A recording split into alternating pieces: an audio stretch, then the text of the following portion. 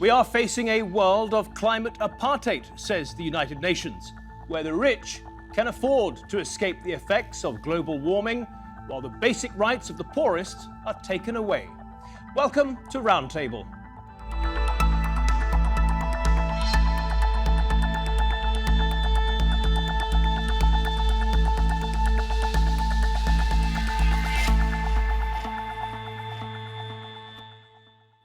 Hello and welcome to the programme. I'm Matthew Moore.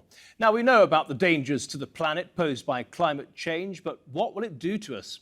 A recent UN report warned that global warming could undermine the right to life, food, water, democracy, and even the rule of law for hundreds of millions of people.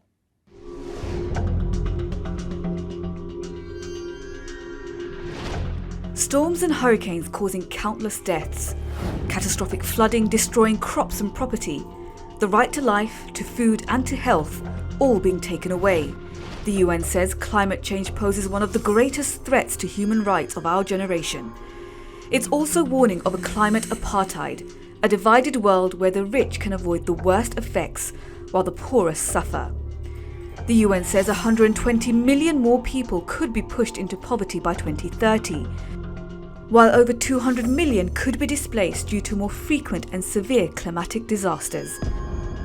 So how can human rights be protected against an assault by climate change? Well, time to introduce our guest now. Joining us at the round table today is Anisul, the Minister of Law and Justice for Bangladesh. We also have Kishan, Khoday, Regional Team Leader on Climate Change at the UN Development Programme. And here in the studio, we have Ashfaq Khalfan, the Policy Director at Amnesty International, and Suleiman, a campaigner at Friends of the Earth. Let's start in Bangladesh with the Minister. Minister, thank you very much for joining us on Roundtable today. Really appreciate it. Can't think of anyone better to talk to about this issue, how climate change is going to affect human rights. Let's start in your country. Thank you very much for asking me and having me in the program. The first thing that we have learned for a long time is that if there is a rise in the water level, about 80% of the land in Bangladesh will be submerged. So that creates a huge problem for a country which has about 165 million people. We have seen wild weather. I must say that we were used to earlier. We were used to natural disasters. We were used to flooding. But recently, that has come down a lot. But we are seeing wild weather in the sense that the summer has become hotter. The winter, at times, it has become unpredictable. At times, it is very cold. At times, it is hot. So we don't really know about it anymore. We cannot predict what's going to happen. And Minister, can you tell me how climate change has affected people's human rights in Bangladesh? Exactly. That is where I was coming. You see, our constitution says that we should allow people to live better. They should have their rights. They should be able to work. They should have an abode. They should have all the civil rights that a democratic society enjoys. But now, with the rise, with the climate change, what's going to happen is that they're going to be displaced.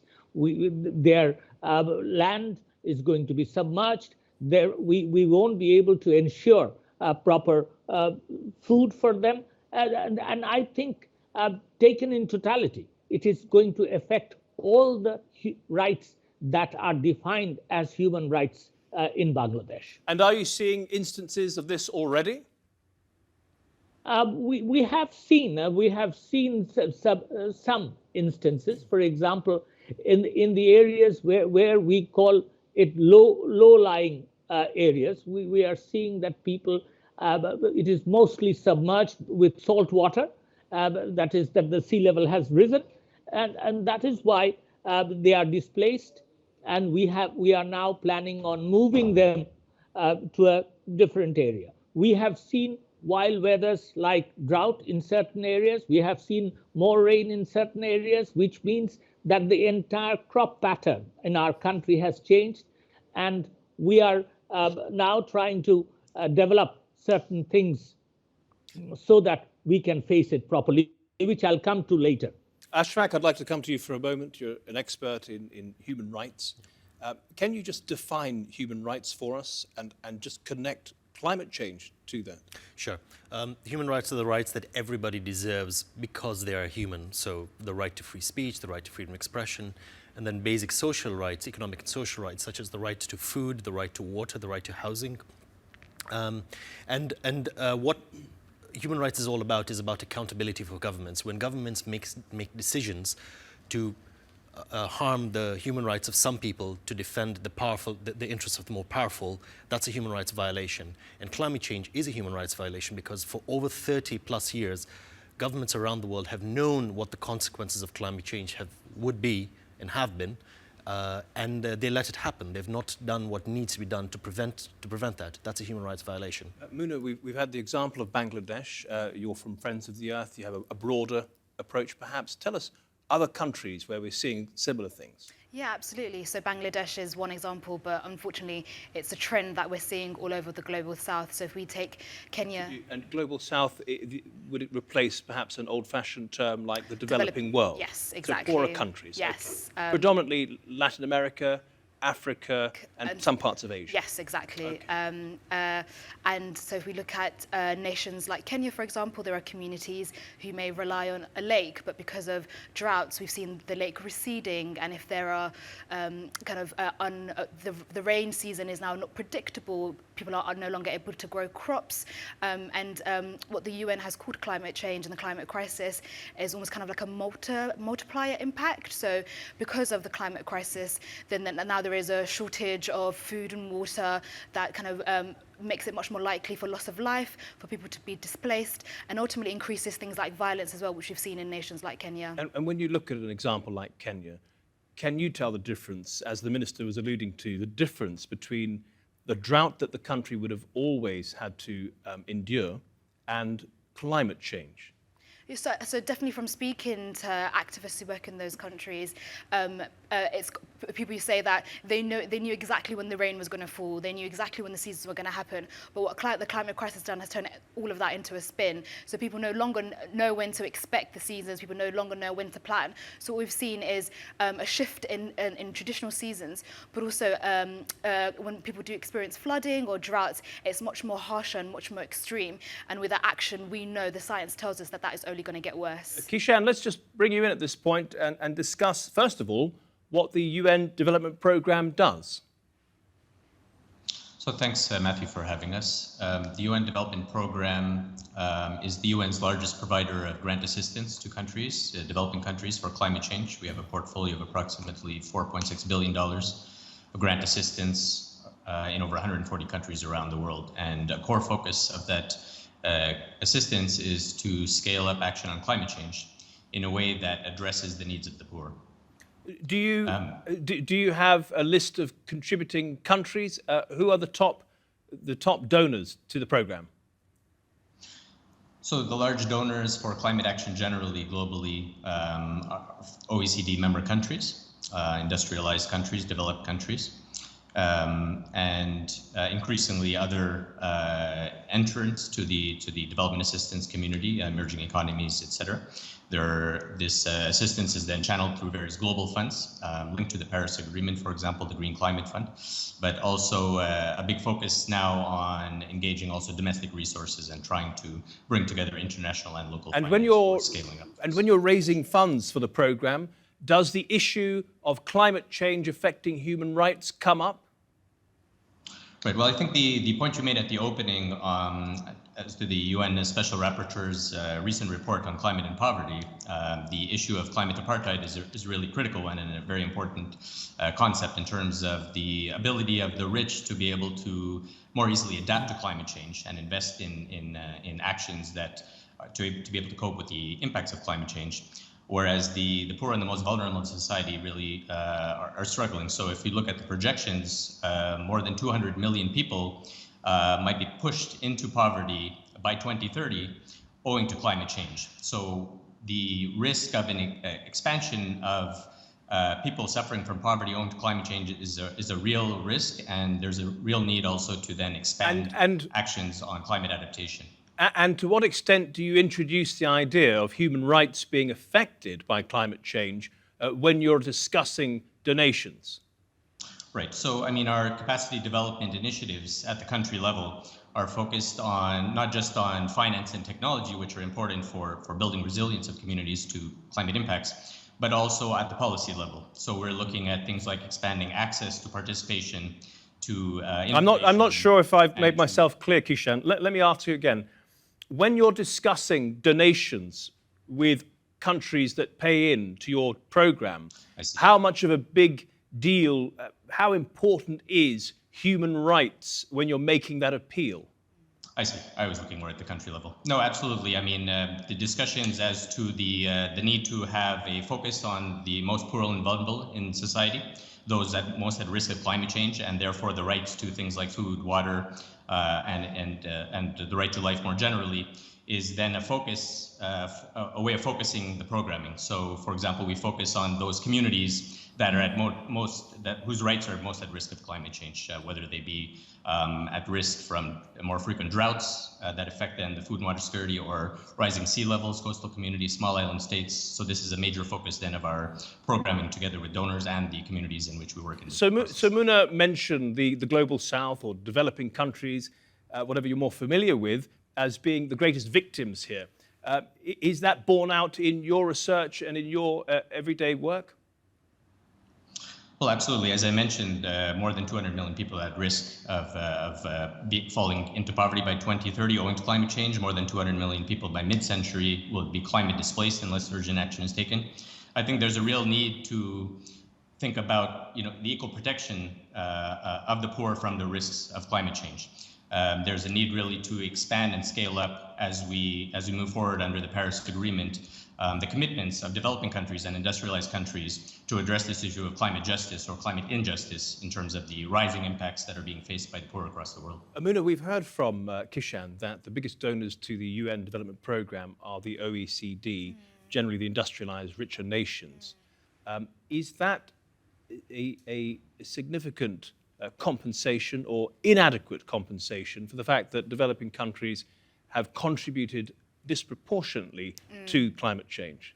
No, it's exactly that. So the UK, where we work as Friends of the Earth Uni, were the architects of the Industrial Revolution. We created the industries and then exported it. So it's not about kind of doing our bit. We need to clean up the mess that we made in the first place.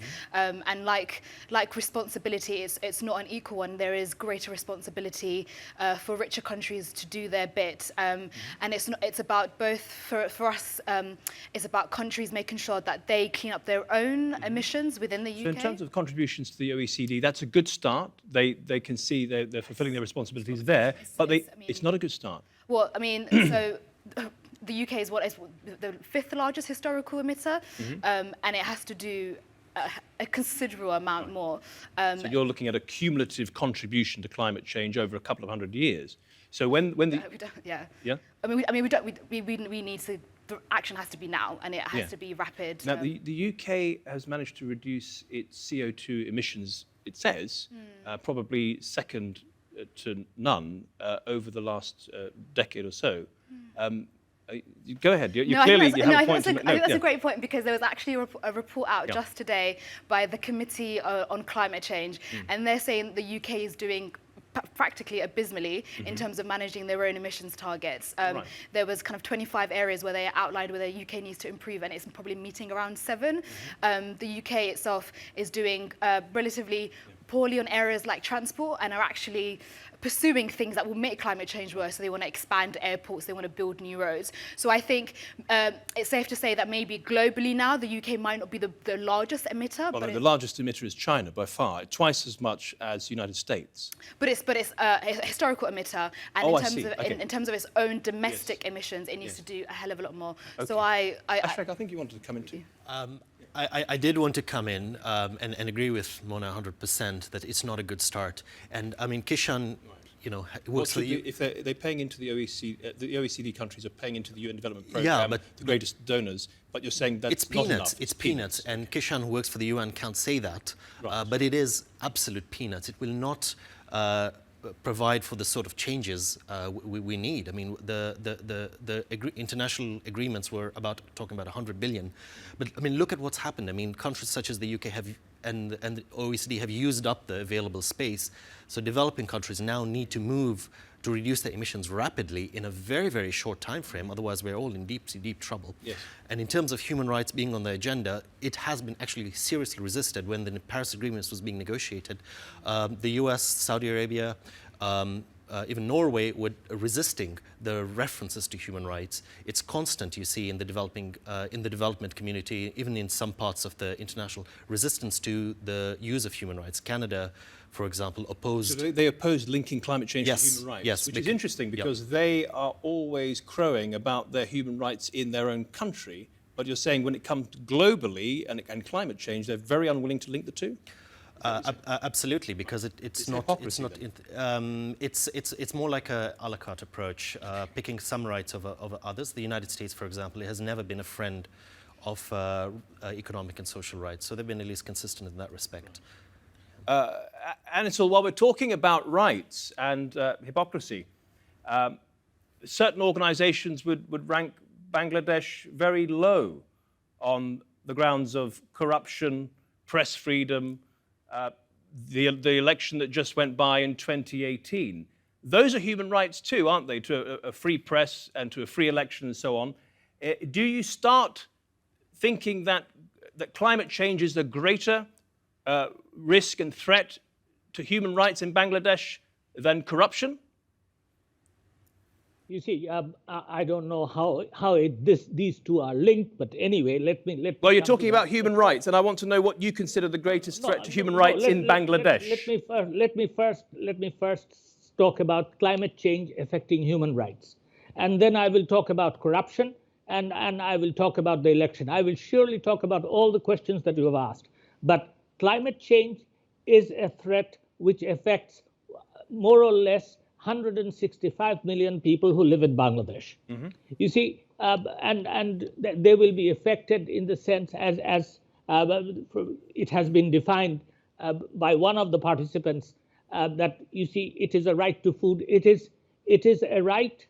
Human right means any right that is deserved by a human being. If that is the general definition, then in that case, most of the rights that are enjoyed by a human being will be affected by climate change in Bangladesh. As I have said, the reasons I have laid it down. Now, you're talking about corruption.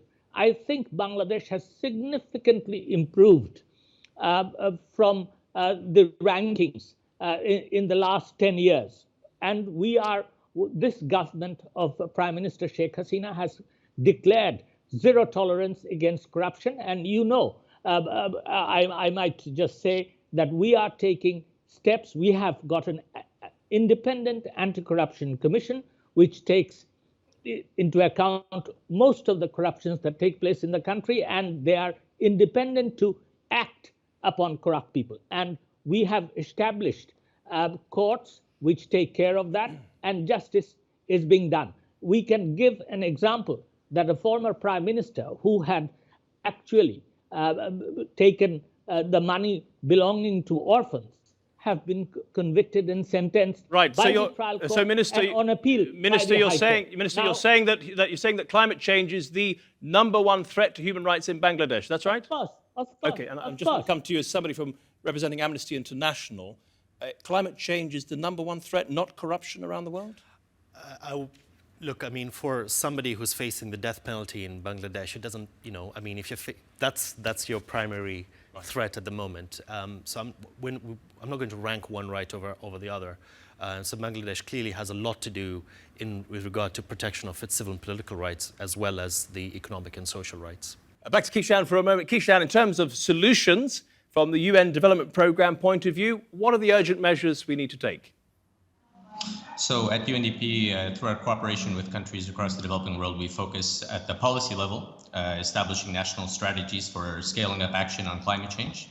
helping countries put in place new investments that can build the resilience of communities that are most at risk, so the most poor and vulnerable communities. So investments into new community-based infrastructure to account for increased frequency of storms or sea level rise, climate resilient crops to be able to withstand the impacts of climate change on agriculture, more resilience of water reservoirs and water security, building that at the community level. So these downstream community level activities, as well as these upstream policy national strategies, to link up the broader development strategies as the UN Development Programme on poverty reduction, on gender equality, on the governance and human rights agenda, trying to make the connections then to the climate change agenda at the country level through our partnerships. Ashfaq, at the beginning we mentioned climate apartheid, and it was not a term you're entirely happy with.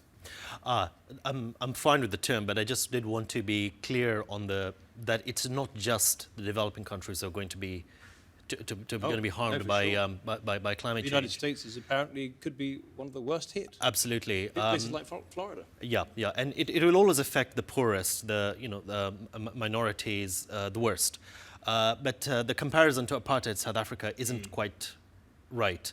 I find a better comparison being the Titanic. If you're a first-class passenger on the Titanic, you have half the chance of dying, but still 1/3 of all those passengers perished. And the consequences for everybody, particularly if we have runaway climate change, are going to be severe across the world. President Trump is going to lose his golf course, for example. So he might want to bear that. He has self-interested He may want to bear that. He may want to bear the mind. But the other thing is also because of the transition we need. It's a rapid transition that's needed. We need to halve global emissions by 2030, and that means in the global north they need to move the fastest.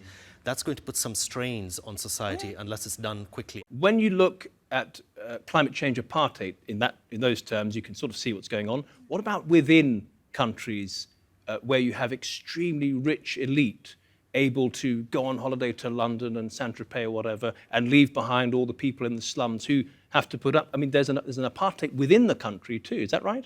I mean, I think definitely within every country, when there are different socio-economic backgrounds, it will follow the lines the poor will be hit hardest. But I think that's... If you're living in the slums of Tacloban or whatever in the Philippines... Of course, you have less access to resources to escape and less kind of resilience within your own abilities. But I think that's not something that's kind of exclusive to the global south. If we look to the global north, even within countries like the UK... But the point is that those countries that you say are most vulnerable, yes, within those countries are the elites who rule. Do they also bear responsibility for trying to actually care about their population? I think there's elements of, I guess, individual responsibility for actions. But when we talk about the climate crisis, it's global. It's not. I think my concern with the climate crisis, anyway, is about making sure that leaders act and they do as much as possible and they meet their responsibility. And that responsibility is different for the global north than it is for the global south. And let's go to the global south, as you phrase it. Anisul Haq, a question to you, perhaps something positive. You mentioned before the programme that your Prime Minister is putting together a big fund to help people if climate change hits them in the future. Can you tell us about that? Yes, it's true. Since the last meeting on climate change, probably somewhere in Scandinavia, either in Stockholm or Copenhagen, I just can't remember, our Prime Minister came back and started a national climate fund, which is about 3,000 crores, which means about $400 million US, which will be collected from our own resources, and that will go for the affected people, also for research, so that we can have, as someone was mentioning here, one of the participants was mentioning, climate resilient crops, water resistant crops, things like that. So that fund is being strengthened by the day, and we hope that we will try. We hope that we can take care of things partially with that fund that is being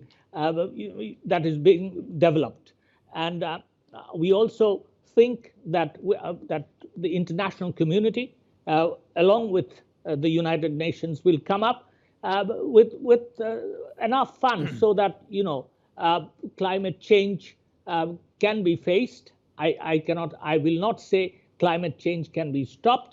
Rather, I would say the changes due to climate change can be faced properly, and human rights is not affected in the country and all over the world. I'm not only talking about my country, I'm talking about the entire world where climate change will affect the communities and the population.